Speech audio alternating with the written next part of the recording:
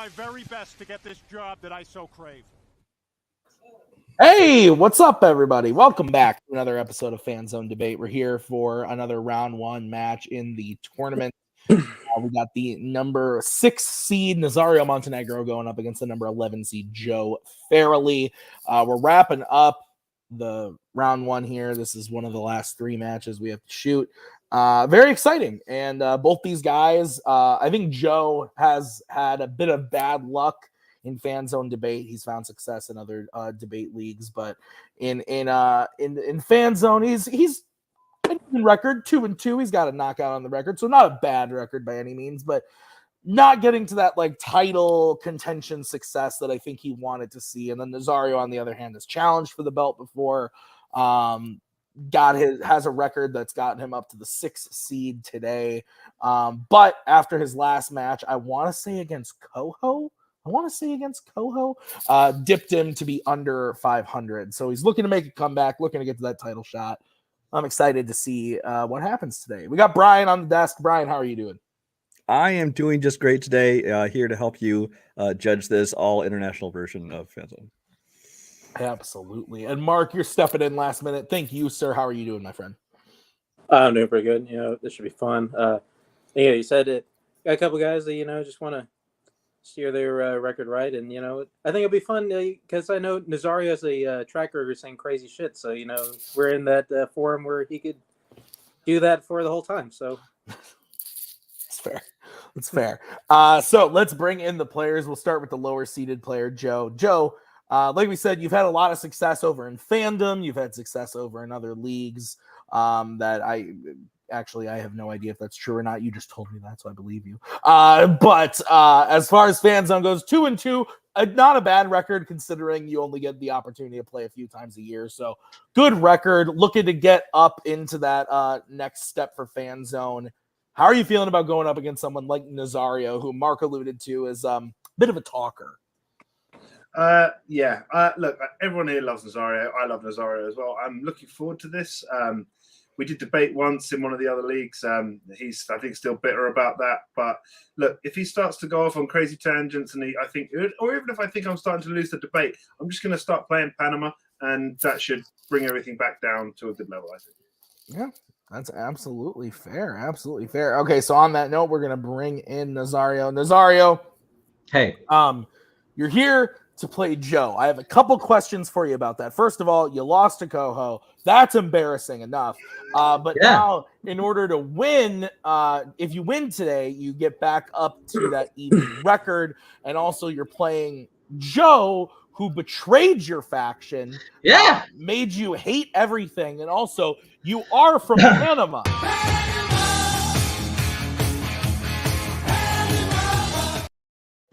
I never deleted that clip out of here, even though something different left. But anyway, Nazario, thoughts on the match? All I gotta say is this guy here, he's a champion in a bunch of leagues and a bunch of shit. But I'm gonna have one question to you, Joe.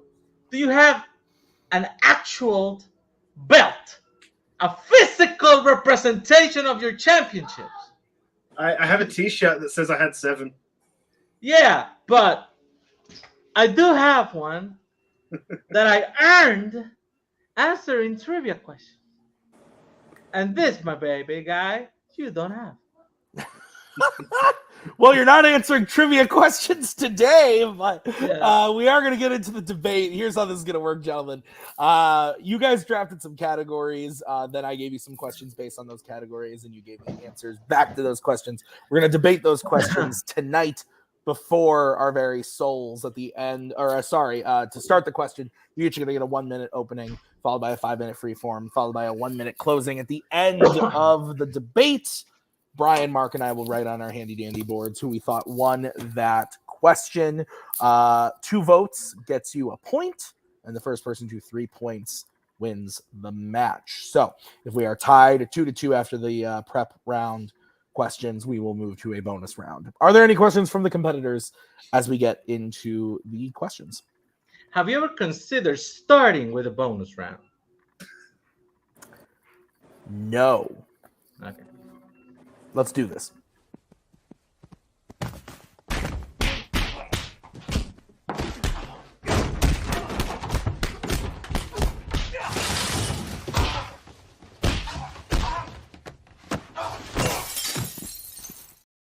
All right, gentlemen, we are going to kick it off with a category which was drafted by Nazario. It's in the category of Disney.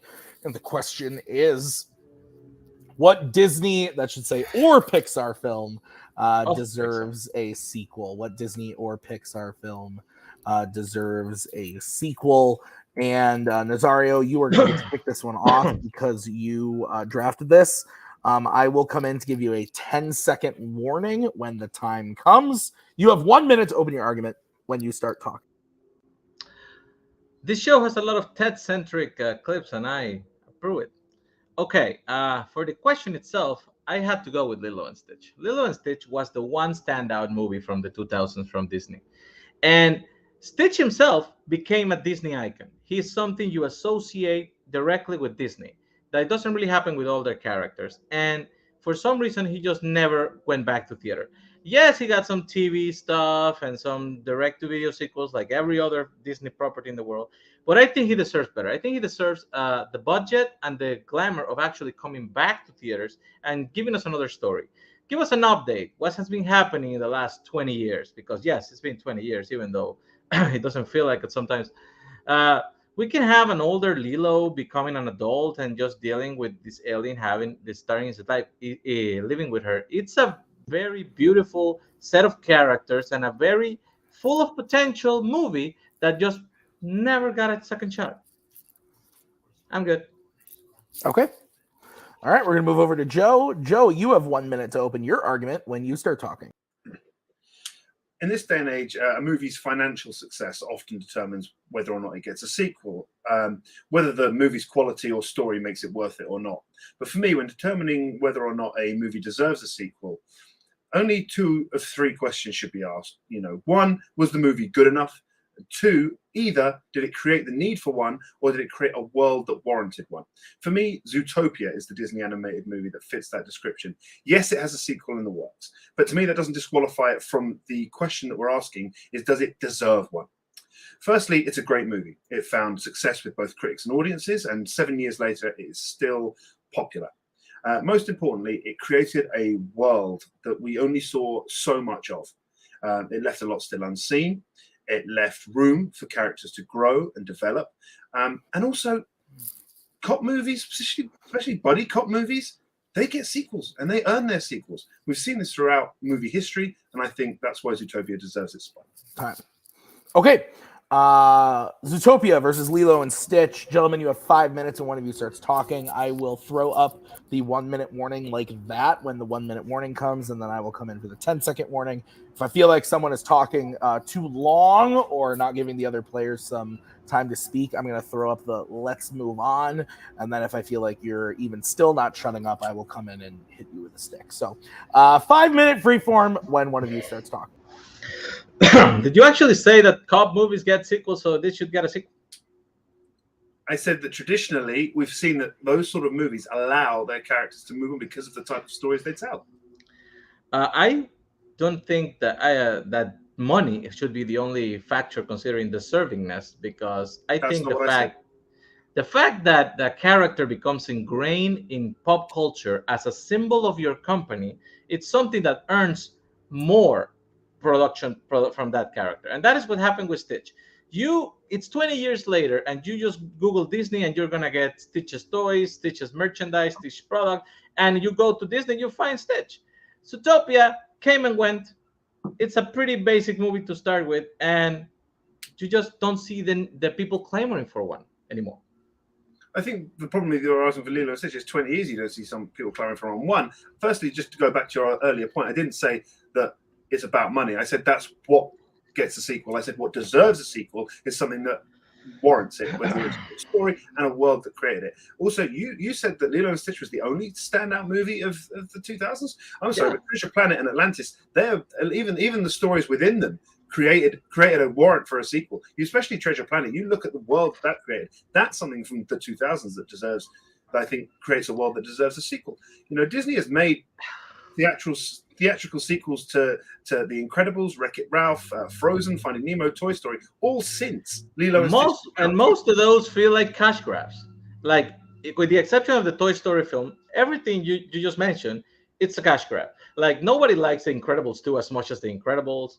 Every sequel is just diminishing returns from what came before. Wreck-It Ralph, Ralph Breaks the Internet. It's a complete disappointment for most people who really enjoy Wreck-It Ralph. In general, you're just pitching here the most generic possible content, a buddy cop movie with animals, and you say that the world needs more to be more explored. That was a world that contradicted itself every 5 minutes, just because all those animals don't belong together in the same place, even though that's what the movie was trying to sell you. And even if you buy that and you say, fine, they are all in Zootopia and we all get together, Nick already redeemed himself. He had his story. He became a cop. What are you pitching me for the sequel? What is going to be enjoyable enough to come back? Well, this is the start. This is, again, you've only seen the start of that journey. Where does it go from here? There's room for corruption. There's room for people he's previously been involved with. But, you know, going back to those previous movies I mentioned that have had those sequels, you said they feel like a cash grab. The one thing reason they felt like a cash grab is, like Lilo and Stitch, all their main characters had their storylines resolved within their movie. There's no further room for those characters to grow. You know, child and their pet stories traditionally don't get a sequel. You look at E.T., The Iron Giant, Big Hero 6. These are movies that are standalone movies because once that story is done, it's told. Yes, Big Hero 6 got a TV series, but we're talking about a movie sequel because they're not planning. Big Hero 6 is a superhero team story. That is actually a movie that you could actually have more reason to keep going than Zootopia. For Lilo and Stitch, the iconic thing was the main character. Stitch became an icon, and that is why he deserves to keep his story being told more. And like I said, you have so much to explore. You can have the reaction of Stitch now finding himself in an alien world. What if Lilo now grow up and she became a veterinarian and she forgot a little about Stitch because she got so adulted to her world? Maybe you can even use some of the stories that they tried to use for TV and other properties, like, hey, his program is to be a destroying monster. Maybe that comes back and affects their relationship for some reason. There is a lot of things to explore in this little sweet story about the girl and her alien pet. So you're talking about taking characters who have had their storylines, you know, wrapped up completely, had their growth done completely, and adding something more. That sounds more like the cash grab to me. You're saying that you want to take the story about the bunny who wanted to become a cop and she became a cop, and the fox that she redeemed. And he's redeemed. So that's the end. And you're going to continue that too. And you're going to come for me. There's 6 out of the 12 Zootopia districts are the only ones that we've explored so far. Yes, Nick Wilde had development, but he's about to enter a whole new world and have that integrity properly put to the test. You know, the storylines were wrapped up for your characters. And despite, you know, yours was set in with the Galactic Federation, but it was a smaller, more contained story. To branch it out, you know, undoes all that hard character work that you've done. You mentioned it yourself. It's a galactic movie, and it has a galactic federation in it. You can explore what happens to all the other experiments and aliens that come back and exist in the world, just like they did in the TV show. That sounds just more like on a bigger scale. You can do it on a bigger scale than you had before. Did before. Strike it from the record. Joe, you get to close first. You have 1 minute when you start talking. Overall, the reason Zootopia deserves a sequel over Lilo and Stitch is, despite Lilo Stitch's intergalactic background, it feels a much smaller and more intimate story, which wrapped up its storylines for all of its major players. Zootopia, on the other hand, created a world with more to explore and characters who, despite having major character development, still only felt like they were starting on their journey. Movie history has shown us that buddy cop stories have always been able to find ways to further their characters,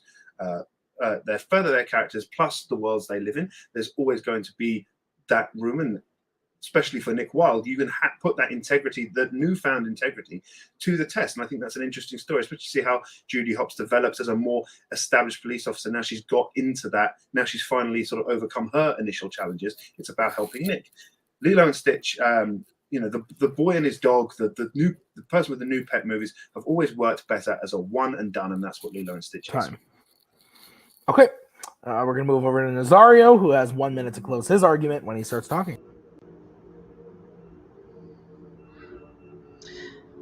If a movie's about a kid and his dog would be a one and done, we wouldn't have like 600 Scooby-Doo movies. But he's pitching more about the ambience of Zootopia more than the characters themselves. Like I said, the characters had an arc, like every movie, and you just can't keep going. But if in this generic buddy cop thing, every time you do more than one, you start getting diminishing returns. It's like you're gonna get Bad Boy 3 or you're gonna get Little Weapon 4 at some point, which are movies that are just not good because you're forcing it. You know what can work for that? A TV show, when you can make an episode with a case of the week type of thing, and maybe Zootopia would work for that, but not for a film. Film, you can come back to explore something like Lilo and Stitch. When you have a character that you know will draw people, you know it's interesting, has a galactic background where he has so many options to explore, and you just can take the fact that 20 years have passed from the original movie and actually have a story about the development of a whole life. Time. Okay.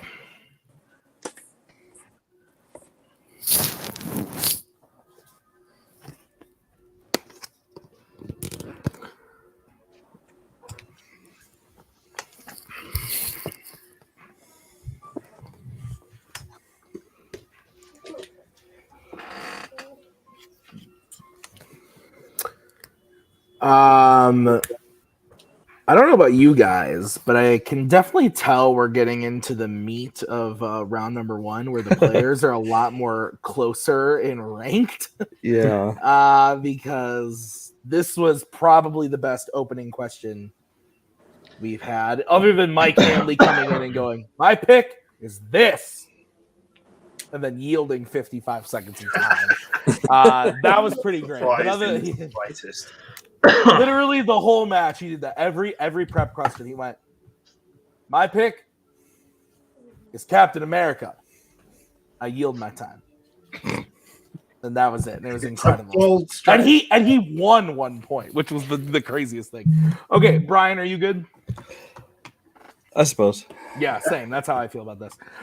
This is like the definition of 51-49 to me. This was great.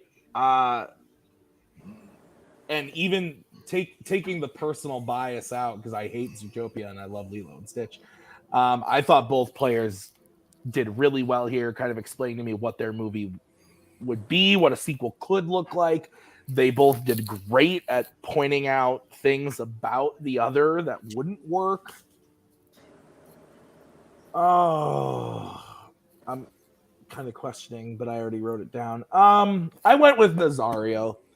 Again, I think this is like as close as it could possibly be. I thought this was really, really good.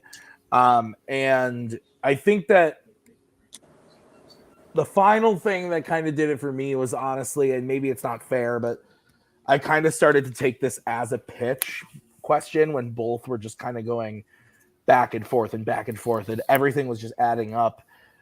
I just, at the end of the day, Nazario kind of sold me on the fact that a Zootopia 2 could work better as a show than a movie, and Lilo and Stitch exploring the characters 20 years later, instead of doing it like The Incredibles 2, but doing it 20 years later where where Lilo's grown up and stuff, would be more interesting. So it was really close, though. I seriously could have gone either way. Ohana Reunited is the subtitle. What? Ohana Reunited is the subtitle. Oh, interesting. Brian. Strike that from the record. Yes. Thank you, Brian.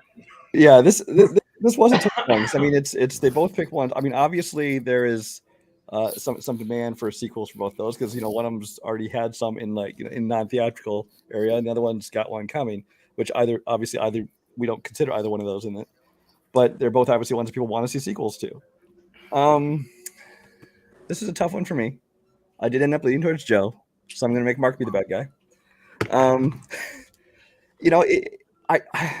I don't know if there's any one thing that really made me pick one over the other. Although when Joe started talking about exploring how, he even pointed out that without even having to expand the world to like this galactic area, in his, they've only explored like half of the districts, and so there's like so many more stories, so different places they could go with it. So I lean towards Joe, just barely. Yeah, that's totally fair. Mark, as Brian said, you get to be the bad guy.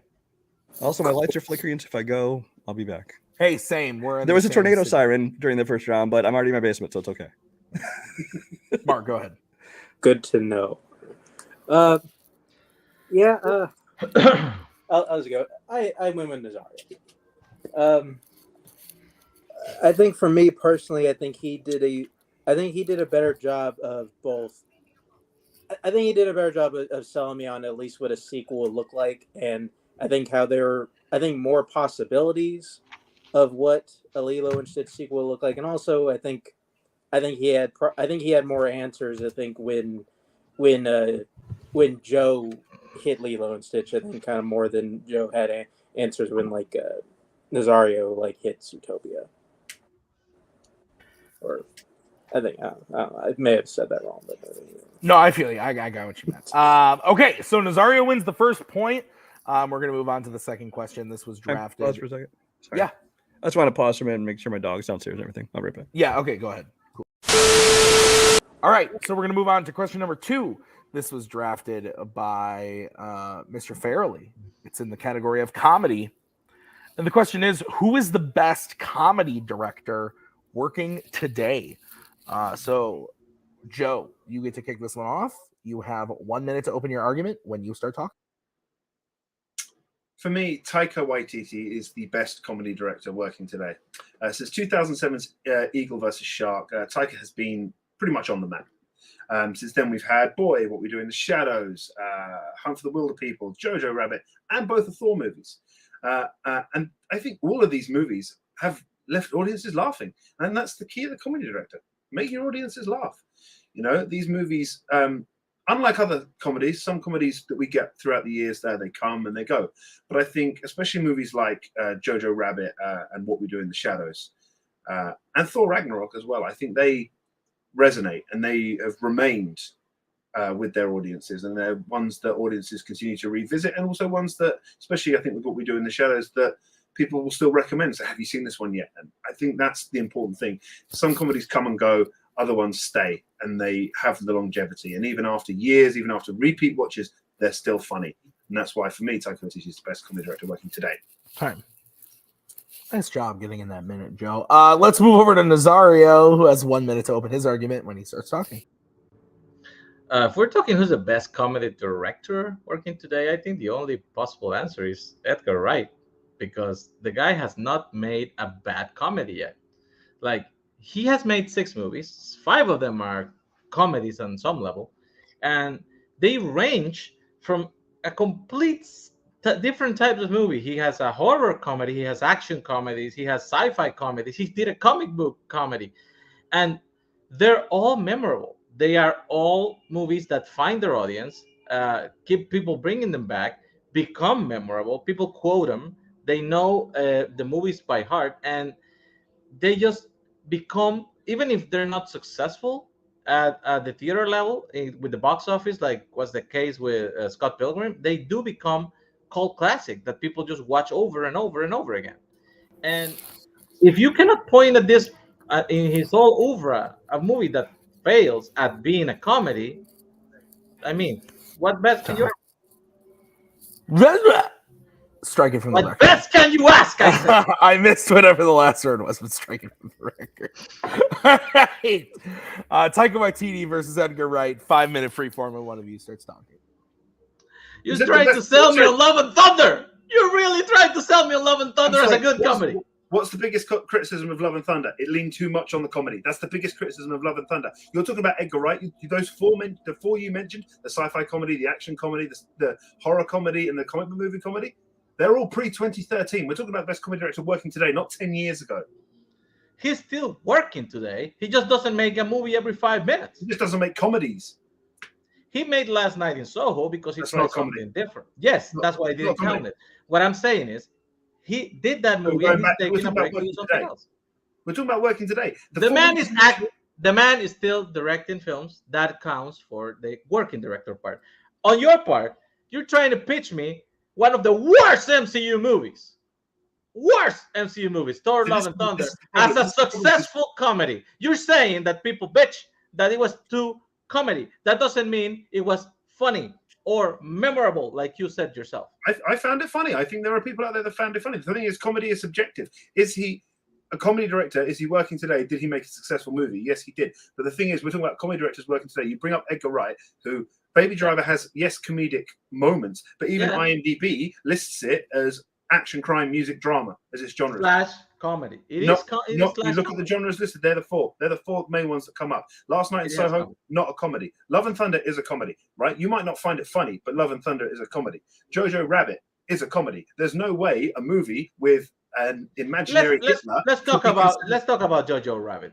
That is one movie that is a flash in the pan moment because he had a good gimmick.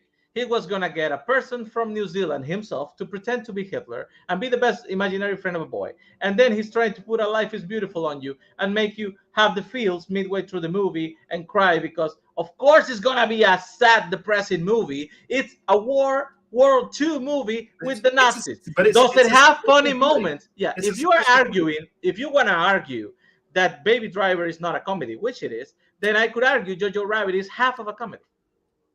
It's more of a comedy than Baby Driver, but the fact of the matter is, you look and you say Thor and Love and Thunder is not funny, but there are, I think Korg's narration is funny. I think the Thor's love triangle with Stormbreaker and Mjolnir is funny. I think everything Russell Crowe is doing, that is comedy. Last Night in Soho is a mystery horror. You have a very broad definition of what successful comedy is. He can be trying, but he's not being straight up comedy directed by Edgar Wright was 10 years ago. We're talking about The World's End in 2013. All right. Since then, we've had Baby Driver, which has some comedic moments, but it's not comedy. That's 2010. And then we have Last Night in Soho, which is a horror thriller mystery. Some directors try different genres. That doesn't negate the fact that he has done 5 movies that are fully or partially comedy, and all have been successful movies that have found their audience, and they have become cult classic. He made names out of Simon Pegg and Nick Frost. He put them on the map just because of his movies. 2019. If that is your best argument, you're grabbing at thin straws, my friend. What I will say about your movie, let me speak about your dang movies. You're trying to sell me right now that Eagle versus Shark is a successful movie because it's funny. That movie is not even fresh on Rotten Tomatoes. That movie is a mixed reaction at best, and he has been seen for like 10 people, maybe 12 in this community. Yeah. So his first movie, right? There's a reason. And he froze. And should I use this time to speak, or should I just wait for him? Joe, you there? Oh, he's back. Go ahead, Joe. I'll add the time back on. Go ahead. Right, there's a reason that you're talking about Eagle versus Shark and Thor, Love and Thunder, but you're not talking about, Oh, I talk about Jojo Rabbit too. What we do in the shadows, Hunt for the Wilder People, Thor Ragnarok, because that they have no argument there because they are successful comedy movies. Jojo Rabbit, you said it's half a comedy. But if that is a valid argument, then tell me how Shaun of the Dead, Hot Fuzz, Mr. Hot Fuzz, World's End, and Scott Pilgrim are bad comedies. I never said who said they were bad comedies. I'm just talking about. I'm not saying I haven't said your movies are bad comedies either. You're trying to tell me that I'm saying that your guy cannot make funny movies. He can. He has made some. And you know what? Thor Ragnarok is not as great as people think it is. You know why people love it so much? Because they were falling asleep with the Thor franchise. The first 2 movies were boring. And this one was like it's like somebody throws you a bucket of cold water in your face. Because he knows comedy. Because he's a director that knows comedy and knows what Chris Hemsworth was able to do and brought that into the movie. The fact of the matter is, I can talk about your movies. I've spoken about your movies. They are great comedies, but they came out 10 years ago. The argument is for the best comedy director working today, not the director who has made the funniest movies in the last 20 years. We're talking about the best comedy director working today. And the best comedy director. Let Joe finish his points. Let Joe finish. Okay. Best comedy director working today. He's not working in comedy today. So you decided because he did one movie that was not a comedy, that happens to be his last movie, he's never directing a comedy again. That is what you're trying to pitch. He hasn't directed a straight up comedy in 10 years. That makes no sense. Your argument makes no sense. He's directed 2 movies in the last 10 years, not comedies. All right. Nazario, you get to close this one first. You have 1 minute when you start talking.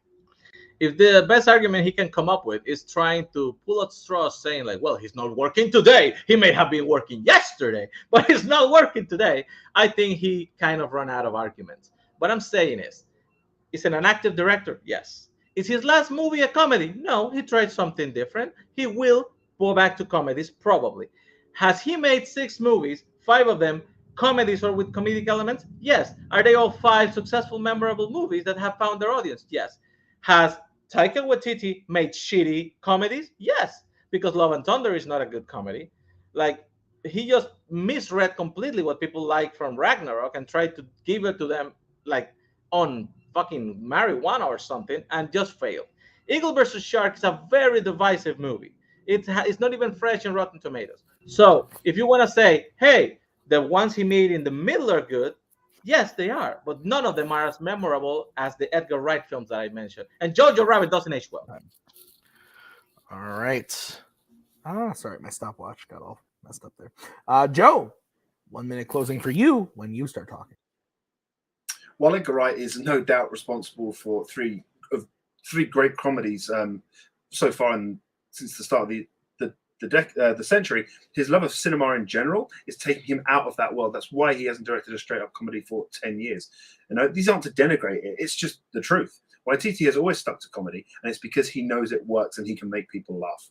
His touch has come through in droves when he was given Ragnarok, and the biggest criticism people found with Thor: Love and Thunder was that it was too comedy-focused. You know, and I personally find it funny, and there are plenty of people out there that find it funny. You know, if that's not a sign of a great comedy director, I don't know what is. Edgar Wright has not directed a straight-up comedy in 10 years. In 10 years, he has directed an action thriller, crime movie, a documentary, and a mystery thriller. If we're talking about the greatest comedy director working today, we have to look at someone who is still making comedies today. And for me, that's Taika Waititi with films like Jojo Rabbit and Thor: Love and Thunder. Okay. All right. We lost Mark. So we'll just hang on 1 second.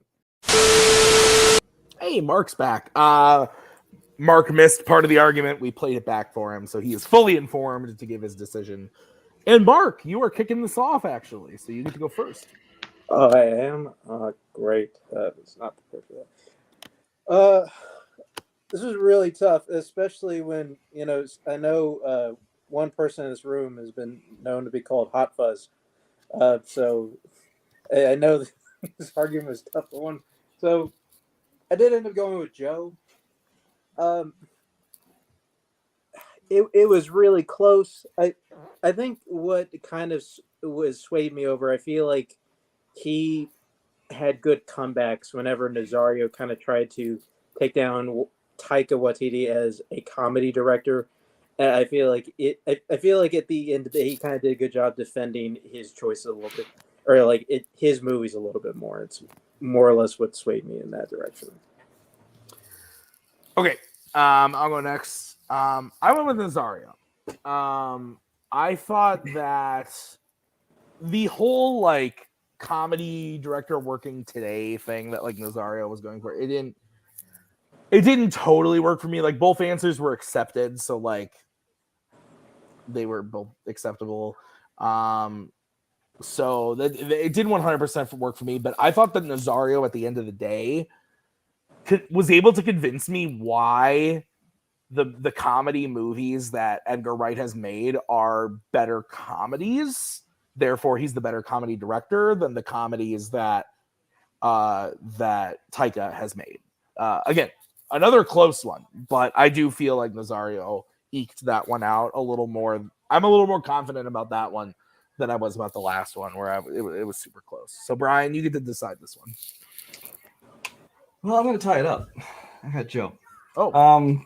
For me, it's like I know that people take different approaches to questions. In this case, Joe kind of broke apart the question and said, you know, is he a comedy director? Is he working as a comedy director today? And he kind of decided to approach jumping on Nazario's choice that way, which I love Edgar Wright's comedies. I think they're very funny.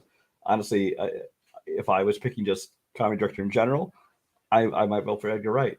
But I mean, as much as Nazario said he was just like grasping at straws, taking that approach, that is an approach to take on the debate. And when, you know, Joe pointed out that, you know, he directed great comedy movies, but, you know, he's not been directing comedy in over 10 years. He's had documentaries and thrillers and things like this. That is something to take in consideration. And even Nazario was talking about how when you compare, you know, their best films, you know, they're not as memorable. But then again, we're talking about past films as opposed to what the work they're doing today, which is, it's all a matter of interpretation of question. But I thought Joe did a good job of breaking that down. All right, so that's why we have 3 judges. We're gonna bring in the next question, which was drafted by Nazario. This is in the category of horror. The question is, what horror film has the best lead character? Nazario, you get to kick this one off. You got 1 minute when you start talking. I think there are very, very few movies where the best lead character comes up in the first entry of a franchise. I think that when you have a franchise that goes for multiple movies, the character gets to develop. You get to meet them and you get to see other faces of what they are, and they become a more solid entity as part of the movie. So I'm going with Ash from Evil Dead 2, because this Ash already experienced the events of the first movie. He has the character we have seen him before. You have seen him grow, and I think it's more established in this movie. Also, this is literally a movie that gets carried by this character. The rest of the main cast doesn't even show up in the cabin until halfway through the movie, and to this point, he has been able to be fighting off the Deadites, making us care for him, making us laugh, making us worry for him, and basically just being the heart of the whole thing by himself, and that is very memorable. Okay. All right, Joe, we're going to move over to you. You have 1 minute to open your argument when you start talking. You are muted. You're muted. Cannot hear you. I was still muted from when Mark was watching the thing. Oh, okay, I'll cut all that out. You go ahead whenever you're ready. The horror genre has given us many memorable characters. These characters have depth. They grow, they develop. That's what makes a good character. And especially in the horror genre, you have a lot of characters that fall into certain tropes. And the important thing with a character is if they can break through those tropes, speak to their audience, connect with their audience, and continue to be memorable and continue to be brought back. There are none better for me than Sidney Prescott in 1996's Scream.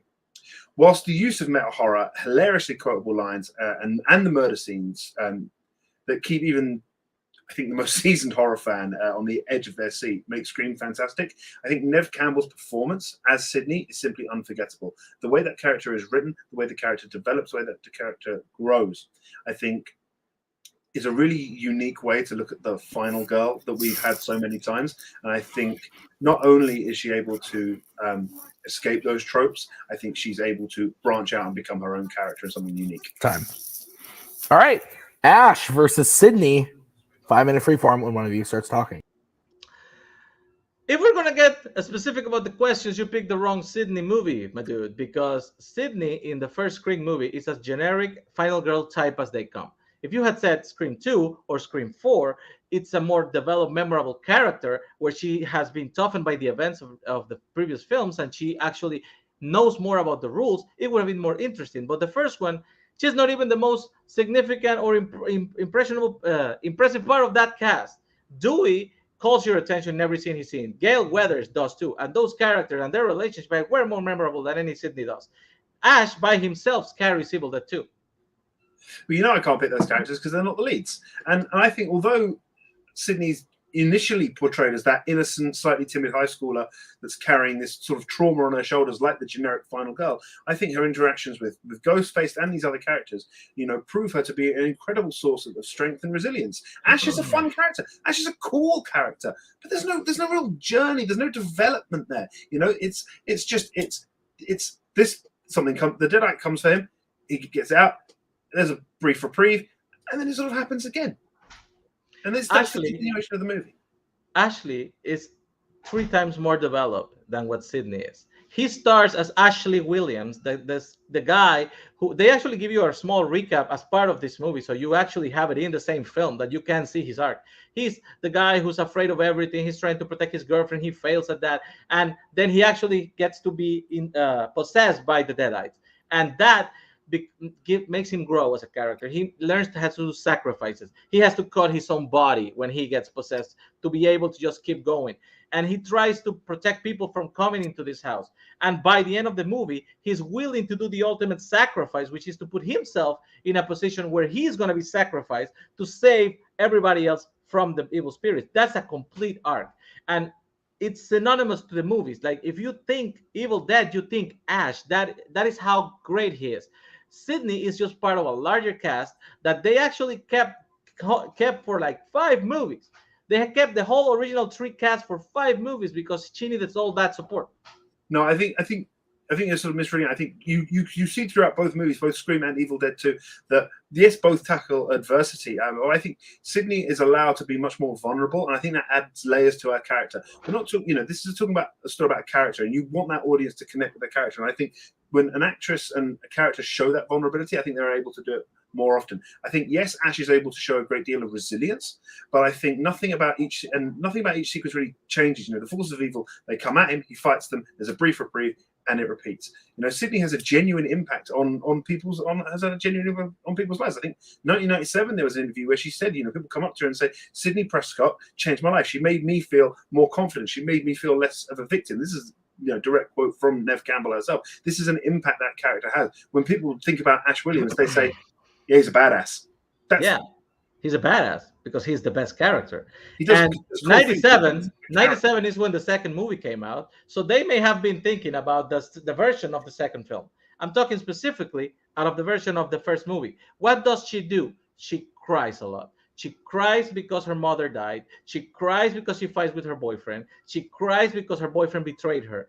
She doesn't have even the agency to listen to the fact of that Randy's telling them how they have to behave to be able to escape this hellholder, the hell where they are in with Ghostface, because she goes and she has sex and breaks the rules, and then she cries about it. When you think of a memorable final girl from the first film, nobody beats Jamie Lee Curtis from Halloween. That would have been an even better fight because that is a memorable character that gets even better in later movies. But if you just take Sidney from the first one, it just doesn't hold up to comparison. Jamie Lee Curtis is the perfect example of that beginning final girl of going through a traumatic experience. But I think the difference with Sidney is she's already had that traumatic experience. She's carrying that weight on her shoulders throughout it. And yes, the opening start. Is it me or him? It is her just getting worse and worse and worse. But as the movie goes on, she's able to show more and more of that strength and resilience. It builds and builds and builds until she can be that badass final girl that she finally becomes at the end of Scream. Whereas Ash is badass from the start, badass at the end. There's no development. There's no growth. He's a cool character. No, he's not. You are saying an argument that is incorrect, sir. He starts the movie not as a badass, but as a wuss that has his girlfriend and is running away from the spirits in the cabin. They even recap it for you. They recap the first movie in the first 50 minutes of the film. He develops that he has to survive. He has to do sacrifices to become something else. And like I said, he fights the movie. He carries the movie by himself for over half the film. It's so memorable. Memorable. Strike. That's what I was about to say. Strike us on the record. So, Joe, we get to close with you first. You have 1 minute when you start talking. I think while Ash Williams is able to show a great deal of resilience throughout Evil Dead 2 and produces these great badass moments, I think there's nothing more to his character than that. I think Sidney is the final girl in Scream, eventually killing those tormentors in an act of self-defense. Although she's portrayed as tough and defiant at the end, she's still allowed to be vulnerable. Considering the emotional effects these events have on. She's smart, considerate, vowing to survive no matter what. In comparison to many classic horror films, I think Sidney is never painted as that helpless victim. That she won't get statistically killed for the audience's pleasure. She has become a beacon of hope for many viewers who identify with that character's unwillingness to let trauma destroy her without also discrediting its impact on her life. I think she's able to show that throughout Scream. And she projects it into the sequels, but I think by the end of Scream, she's able to show that all the trauma she's been through prior and during the course of the movies do not define her. Joe. My goodness. Whatever you just said, I couldn't understand it. Strike it from the record. Nazario, 5 minute. Oh, Jesus. 1 minute closing when you start talking. Ash Williams has a whole arc in that movie, partly because he gets the benefit of having a small recap of the first movie at the beginning. It's a remake, not a recap. But then he develops into the character that everybody grows to love and identify with the franchise. He then ends the movie doing the biggest sacrifice he can do, that is sacrificing himself for the benefit of the other characters. He has a whole arc. he's memorable. He's funny. He's the guy like you have to go see that guy from that version of Evil Dead 2. When you go to the Sidney Prescott, he's talking about surviving trauma, how she becomes a beacon of hope for other people. The trauma that she has is the death of her mother. That is a normal life situation. The trauma of surviving the ghost face attack, which is the one she's referring to, comes from the character in the sequels because she has to go through that in the first movie. And he picked the first movie where she mostly just cries and is very, very forgettable. Dewey is more memorable. Gail is more memorable. Randy is more memorable. Time. All right. I'm bringing the judges.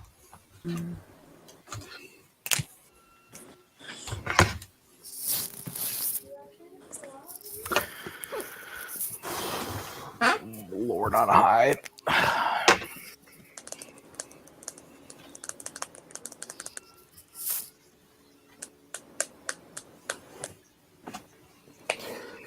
All right, are we ready?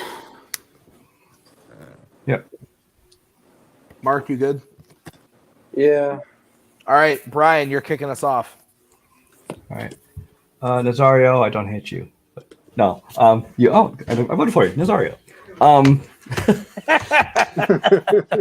just wanted to see him freak out. Yeah. No, I think that this was all right debate. I think that Nazario made a very strong point for Ash. I mean, how he's kind of the heart and he carries the whole thing with just the one main character.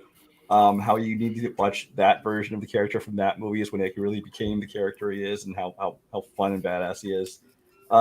Whereas Sydney, she is kind of just another final girl, especially as Nazario decided to attack the point again with semantics about you picked this particular version in this particular movie, where she was more interested in other movies, and in this one she was just kind of the final girl. Mark. Yeah, I also am Nazario. Yeah, I mean, kind of piggybacking off of what Brian said.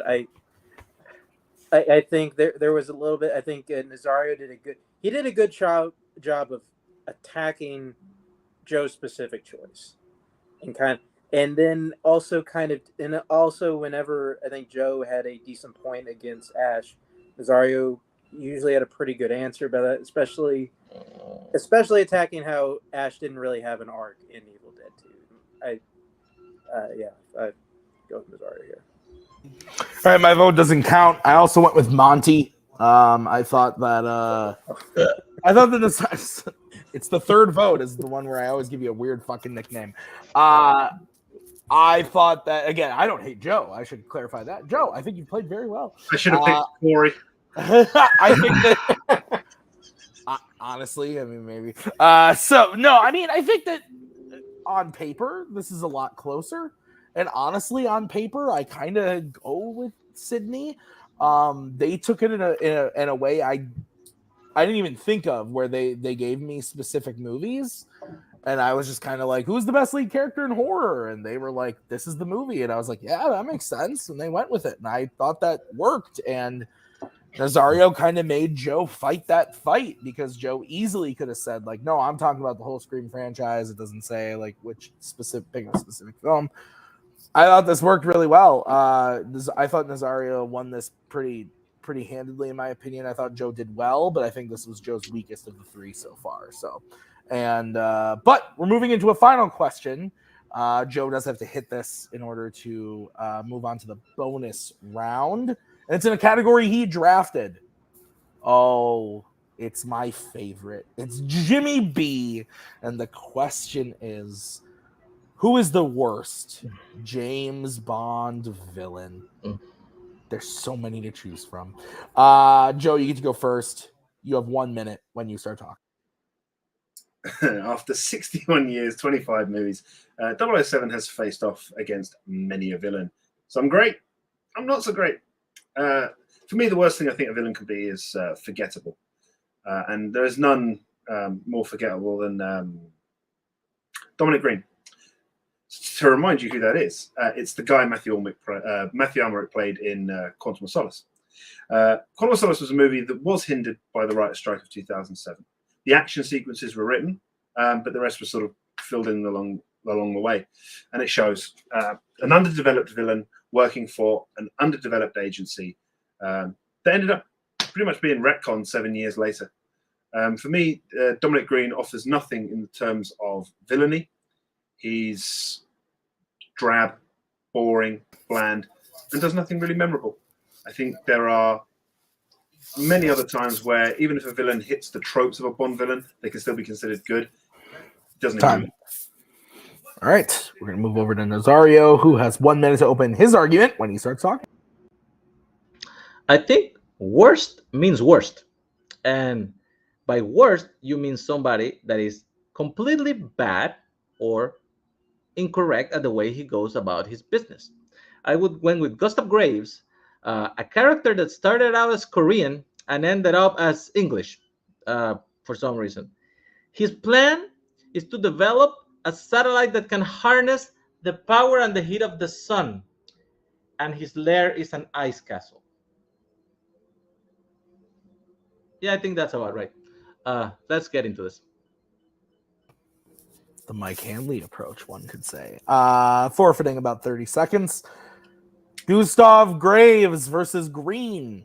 5-minute freeform when one of you starts talking.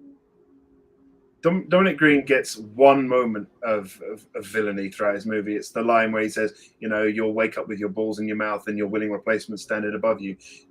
That's the line. That's the only line of villainy he really gets. And it's so late in the movie that I don't think even Matthew Almeric believes what he's saying at that point.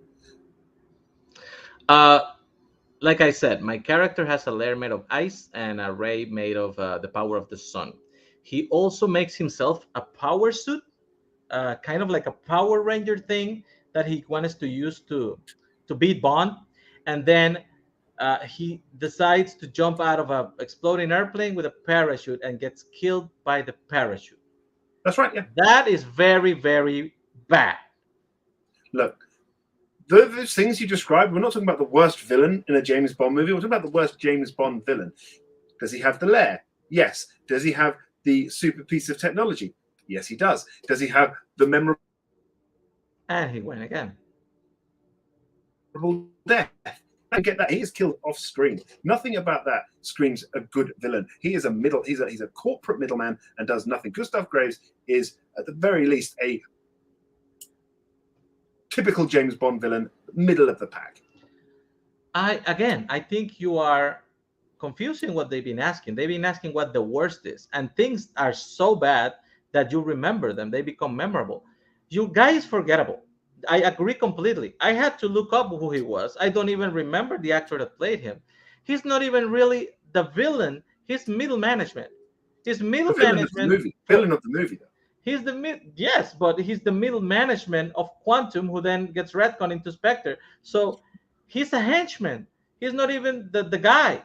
And like you said, he doesn't even die. He just leaves. Like Bond just leaves him. He is so forgettable and pointless that he doesn't even deal with him. Worst is the guy who's in charge, the guy who has to make the decision, and then he makes stupid decisions that don't make sense. Even in the concept of the movie, there's not a single moment in that Die Another Day where you think Gustav Graves has the upper hand on Bond. It's so bad that is the only thing you remember him for. I mean, you say that there's moments. Obviously, you see the moment in the ice castle when he's got Jinx pretty much ready to drown. That's it gets he starts to his plan is put into action. He's detonating those mines along the demilitarized zone. Things go right. The thing is, the only reason like every other Bond villain, is because Bond's better than him. But he still has the plan. He still has that villainy. He doesn't make the poor decisions. It's just that Bond's better than him. And yes, Matthew does die. M does say they found 2 bullets in his skull. So probably yes, like it's not even addressed by Bond. That's what I'm saying. Like he's unimportant. And the fact that being unimportant, it doesn't mean worse. Means forgettable. And you said it yourself. He is forgettable. Worse is having the plans by Gustav Graves. It's like putting laser pointers on shark heads in a tank. Yeah, I'm gonna put her in the ice castle while I'm melted. She will only have 5 hours to survive. There's no way she's success. And let's just start with the beginning part of this. He was supposed to be a Korean general dictator that Bond that actually Bond escapes from at the beginning of the movie, and then we're supposed to believe that somehow he got a miraculous surgery that turned him into a white guy, blonde eyes, with blue eyes and blonde hair. Just that thing right there just makes him the worst.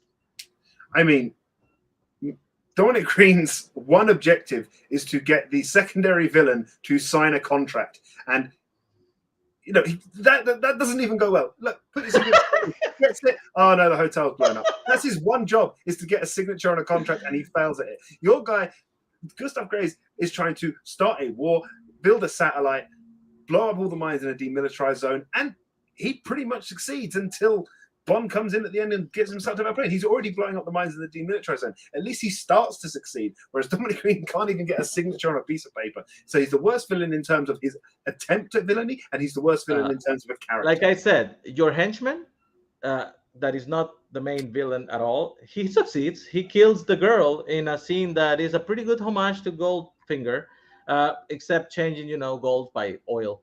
But if you're gonna say like he didn't do anything right, he did that one thing, I guess. I don't know. I mean, but you have to remember, who he is to be able to call him the worst. And you yourself had to look the guy up. Come on. I didn't have to look the guy up. Earlier in the movie, he gets trapped. Stairs and blah, blah, blah. Straight from the record. Nazario, you get to go first. 1 minute when you start talking. I'm just gonna say, man, to be the best and to be the worst, two sides of a coin. You have to be at some level memorable, man. Like, oh yeah, that guy's the worst. You remember why he was the worst, not the guy that you met 3 minutes before that meant nothing. To be the worst needs to be some memorable thing. And my character changes race, focuses on the power of the sun, and builds an ice castle. Decides that the most successful way to kill Jinx is by melting the castle, which will take hours to drown her. Makes himself a power suit that is seared in my brain to this day, and dies by way of parachute. He's really, really bad at his chosen job. Dominic Green, if that's his name, because I honestly don't really remember, middle management, more of a henchman than a villain. For Blofeld, one movie later, forgettable, which doesn't mean worse. That's it. Okay. Joe, you have 1 minute to close your argument when you start talking. Everything that makes a good Bond villain, I think Gustav Graves has. An evil plot only Bond can stop, a great henchman in Zhao, a ridiculous lair, a memorable death. Green has none of these. Normally, I'm all for breaking the mold, but the writer's strike meant that Green could be nothing more than a corporate pen pusher who can't even push the pen properly. In terms of villainy, Dominic Green fails. Can't even get a signature on a contract. In terms of character, Dominic Green fails. Gustav Graves, for 2 years, was able to go under the radar, seed himself into British culture, succeeded in blowing up the mines on the demilitarized zone. It's only right until the very last second he is succeeding. In terms of whether you look at it in terms of being the worst at being a villain or being the worst character that is a villain, I think Dominic Green fails on both those levels, whereas Gustav Graves does not fail on both those levels. I think you look at Dominic Green makes one half memorable threat to the secondary villain of the movie. That's the one moment of decent villainy that he gets, whereas Gustav Graves gets multiple levels of villainy, attempting to kill a henchman, the seeding himself into British culture. Everything about Gustav Graves makes him a better villain than Dominic Green. Green, straight from the record. So we're gonna bring in the judges.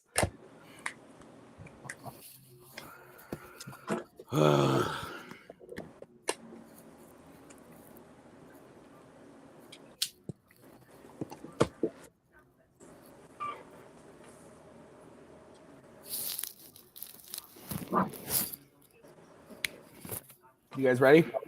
Yep. Okay.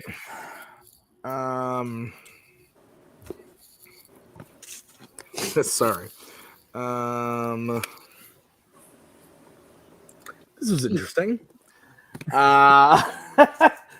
They both took it from different perspectives. Joe took it on both sides of it, like who is the worst in the sense that like who failed as a villain, who couldn't as a character, who was the worst villain, but also who was the worst in the sense of just like when you take a look at every villain, and rank them from maybe favorite to least favorite, he would end up at the bottom. Nazario was strictly like, this guy is memorable for how bad he is. So I thought it was an interesting approach. I went with Joseph Farrelly. Again, this was another one that I thought was very, very close because they kind of went at it a different way. Nazario really had me convinced why Gustav is just like a fucking Looney Tunes character out of a fucking weird ass movie. And Joe kind of convinced me that that's not necessarily a bad thing, and that Dominic Green is ass because you don't care about him. You know, the character sucks, and maybe it's because of the writer's strike, but he just convinced me that Dominic Green is nothing. Right? At least Gustav is something fun to look at. Brian, where are you going? Yeah, once again, it came down to how you define worst. Is it, the worst villain in terms of his incompetence, in terms of his dumb, plans, things like that, or is it worse in terms of the worst villain character for a movie as far as what would make the movie interesting? And as you said, I think Nazario attacked one side, but Joe actually managed to pitch both sides of why his is the worst. I did vote for Joe. I think that Gustav's plans are, overcomplicated and silly and stupid, but honestly, that's par for the course for most Bond villains. I do think that that Joe made a good point for his in terms of not only was he, forgettable and bland, but his whole goal was to get a signature on a contract, which that right there tells you how boring the character is. And then the fact that they even the Bond series itself retconned him later on. So. Mark, your vote doesn't count. Where would you have gone and why? I would have also gone Joe. Yeah, I mean, listen, I guess I feel like Nazario had said something I noticed at the beginning that I feel like weirdly swayed me towards Joe. And Joe, I think for a second, did forget who Dominic Green was. So, and then, to top it off with the, the contract signature thing, I mean, he's a loser. So, I mean, Joe, I think, did a very good job of attacking the question on every level and just getting us to why Dominic Green he just sucks. We could not be more tied, ladies and gentlemen. We are tied 2-2. Each have a split decision point. Each have a clean sweep point. So we literally could not be more tied going into this final question, which is pretty nuts. This is the closest match we've had so far this season, including title matches. So this is nuts. What's going to happen is we're going to the speed round. I'm going to, I randomized. The question is going to come where the question is going to come from, whether it's from Fandom or Melee, Warzone, Fanlay. I randomize where it's going to come from, and then I randomize the category it's going to come from. I'm going to say the question. Then, gentlemen, I'm going to repeat the question a second time. Sorry, I'll say it a second time. Then you will get to say your answer. When I hear your answer, you will be the first one to go in the speed round. Each player is going to get 45 seconds, followed by 30 seconds. Does anyone have any questions about how this is going to go? No. Okay, we're going to stay on screen while you guys give answers. You are allowed to Google. You are allowed to use those internet devices. Although I don't think you're going to need them.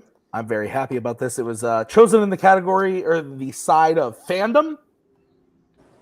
And the category that was randomized was Middle Earth. The question is, what is the best action scene in a Middle Earth film?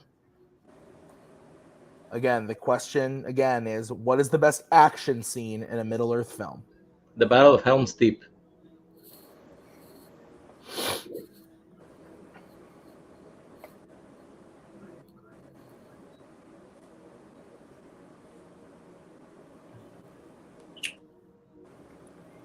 The Battle of Amalhen. The end of Fellowship of the Ring. Perfect. I don't know what he's talking about. Can everybody tell me what that is? Aragorn versus the Nazgul and all that shit, right? versus the Urukai. Oh, I'm sorry. At the end, Urukai and all that stuff. Yeah. Oh, Not Weathertop. At the end with Amonhen, Boromir dying, all that. Yeah. okay. Joe. So Nazario is taking all of Helm's Deep. Joe is taking all of Amonhen at the end of Fellowship. So basically the end of the first 2 movies. Great. Okay, so I'm going to take Brian and Mark off. I'm going to stay on screen to give you guys your 10 seconds. Nazario, you're going to be going first because you spoke your answer first. Nazario, you have 45 seconds when you start talking. You're staying in the screen? All right. Yes, you are. You're on the screen, right? Sorry. Yes, I'm staying on. Yeah. Okay. I think the Battle of Helm's Deep is the perfect balance between the other movies. I think the first movie lacks action, and I think the Return of the King has way too much to the point it gets boring. The Battle of Helm's Deep concentrates the essence of a big battle in Middle Earth in just one point, where you have the least kind of people that are trying to survive, where they get the surprise backups from the elves that are going to help them survive. And even then, you can see them face defeat at the worst possible moment. They are losing the Helm's Deep fortress part by part. Every time more dead. You can see Aragorn seeing his friend from the elves dying, and you start to despair with them until they just say, let's just ride one last time together. And then hope comes back in the form of Gandalf and the Rohirrim, and then they win. It embraces everything in one single battle. All right, Joe, 45 seconds when you start talking. Think about a good action sequence. You want your palms to be, you want palms sweaty, knees weak, arms heavy. You want all of that stuff. And I think the Battle of Amonhen at the end of Fellowship of the Ring, I think it gives you that. You know, not only you talk about a great action sequence, to get those sort of emotions, to get those feelings coming, you need stakes. All the characters in that battle scene are cared about. You have all the remaining 8 members of the Fellowship. You get a great battle scene. You get Aragorn being that beacon of hope towards the end. You've already had the stakes raised by Gandalf dying earlier in the movie, or so we think, and then you get these stakes out of it at the end by Boromir dying at the end. That's that gut punch. You have all the characters involved in some sort of action sequence. You finally get to see sort of Legolas and Gimli really sort of taking people on, unlike they really didn't get a chance to do that in closed space in the Mines of Moria. You get all, but I think you get all of that. Whereas I don't think you get it as much because there's far too many characters you don't care about. Nazario, 30 seconds. He's talking about big stakes. The stakes are end quickly in Fellowship of the Ring because Frodo gets out of that battle really fast, and then you just see the other people who are good characters, but they're not as important as Frodo fighting, and it doesn't really matter if they survive or not because the ring is already out of there. If you want to see a lot of Gimli and Legolas, they have a count of how many people they kill in the Helm's Deep scene, and you see them doing all these special battle moves, all these special effects. It's very entertaining, and you end on a beacon of hope because you were about to lose half of mankind right there, and you earn a victory with Gandalf. Time. All right, Joe, 30 seconds. The Battle of Amonhen is definitely more contained and more simple, but I think the action sequences are even better. Yes, you get the full sort of, you get the one-on-one, you get that battle between the men, the elves, the dwarves, and the Urukai, but also you get that final one-on-one battle scene between Lurtz and Aragorn, which I think is a great action sequence. You get the cool moments of Lurtz putting the knife out of his leg. I think you get all these little individual moments, whereas with the battle at the end of the Two Towers, you know, there are a lot of characters that you don't care about involved in that, and I think that's sort of what denigrates it. But with this, it's more enclosed, and you get the cool action sequence, one that you focus on, and one that does make your heart beat and does make your palms sweat. Time. Fucking hell, you two. Jeez. I did it to myself. Like, to be fair, like, I definitely did this to myself.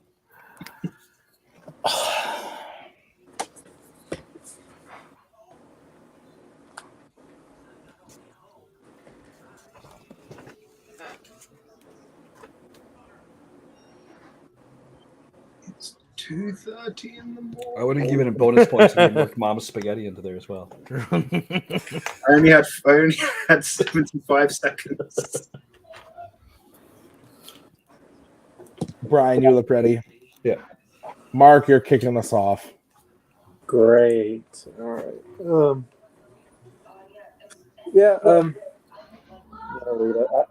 I gave it to Nazario. I think ultimately where he won me in that small bit is kind of it. The jab in how Frodo's kind of out of there, kind of immediately, like kind of I think kind of downgrade at least kind of the stakes at least Joe was kind of talking about in there, and I mean I think Nazario just did a good job of just kind of pitching how this is just kind of a bigger, badder action sequences, at least the one at the end of Fellowship. I get to go next. I thought this was close. They were both saying a lot of good shit that I liked as someone who really likes these movies. There was something that was missed that I don't know if it was intentional or not. That like I said to Maggie the other night, I miss debating because I hear things and I want to jump in and attack them. Nazario said something. He said, Frodo goes out of there immediately, and you just like don't give a shit because Frodo's like the main guy. And if Joe had said, well, then why the fuck would we care about Helm's Deep? Frodo's nowhere to be seen. I would be like, yeah, that makes sense. You just kind of fucking threw that right back at him, but he didn't. I went with Nazario as well. I thought that Nazario just, I think he just did a better job overall in his battle, the battle scene.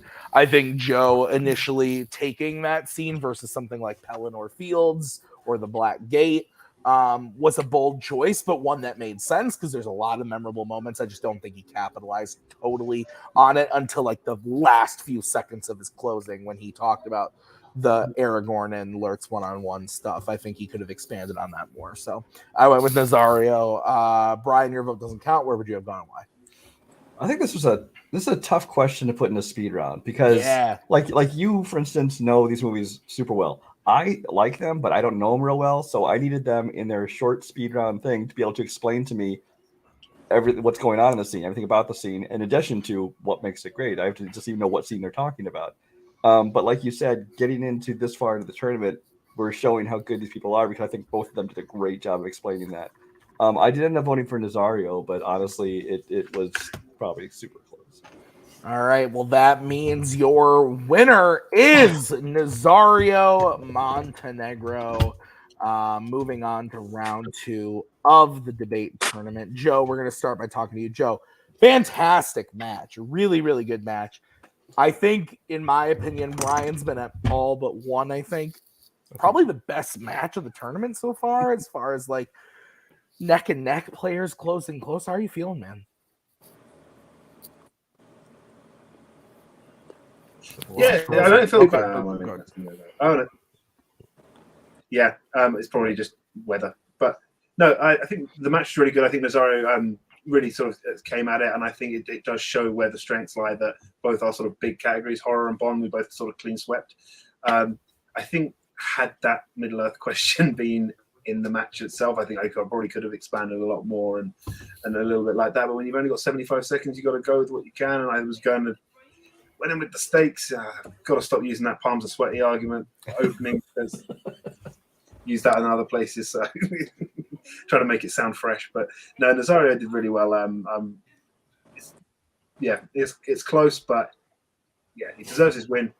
Just maybe if I do this a little bit earlier, I'll be able to pick up on more stuff. That's fair. This was a tough match to schedule. I appreciate you being flexible, Joe. Joe, next time you come to the Fanzone debate ring, is there anybody that you want to play other than Mike Hanley again? Someone in this time zone. Yes.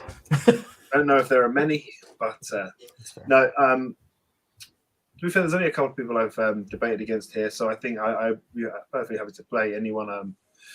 Just different levels of arguments, people picking different strengths, and just learning and maybe some people with some game tapes. So I can see what their styles are. A bit more game tapes, see some styles. Yeah. Awesome. Joe, I look forward to seeing you again in the debate ring. Thanks for being here tonight, man.